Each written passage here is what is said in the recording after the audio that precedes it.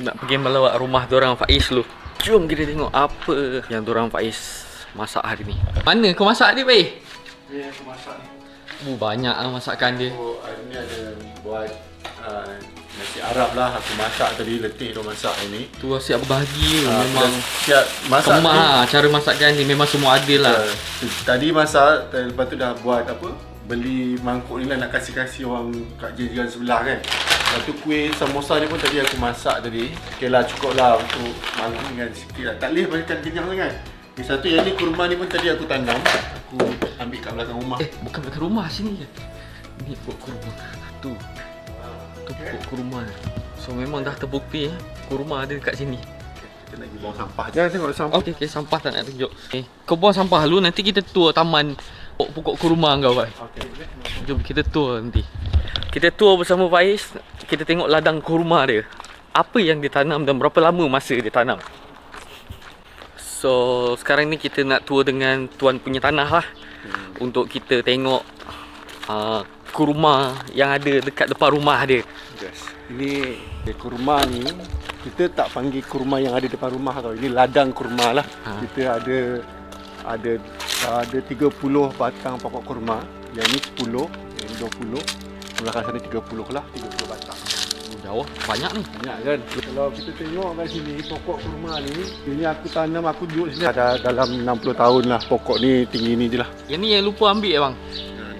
Tak, lupa ke? Bukan lupa. Jadi? Kita memang buat macam ni untuk kita apa?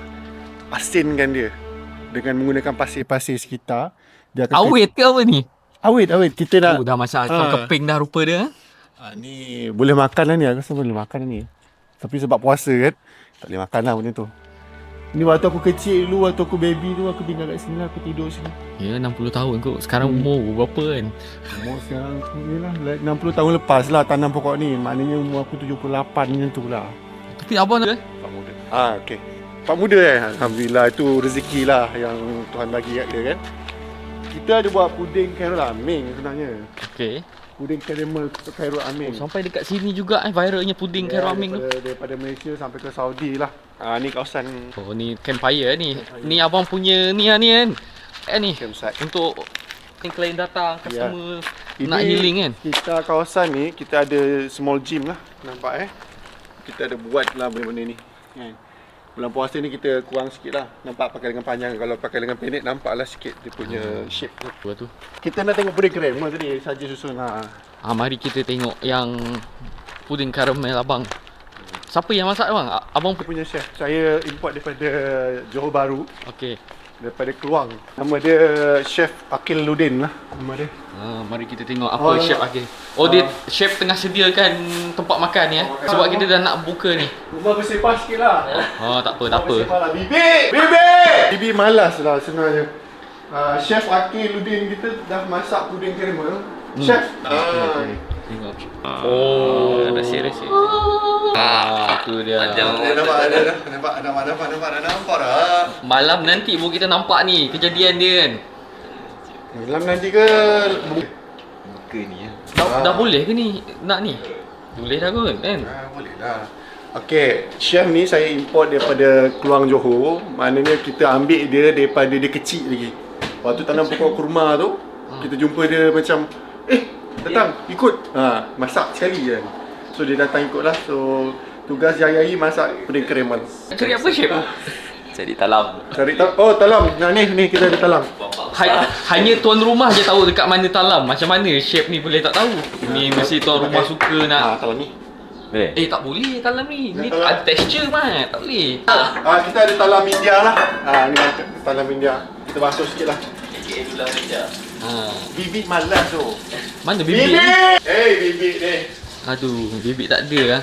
Nampak sangat kita punya chef memang detail lah dengan dia punya quality makanan. Dia Risau. check setiap satu-satu. Jadi Tak apa. Kalau tak jadi kita boleh tanya Khairul Aming secara personal, tak ada masalah. So kita nak melihat lah kejadian ni sebenarnya macam mana memflip tu. Okay. Dah. Bibit! Bibik, aku rasa Bibik bibik tidur kat tandas lah. Bibit je pergi.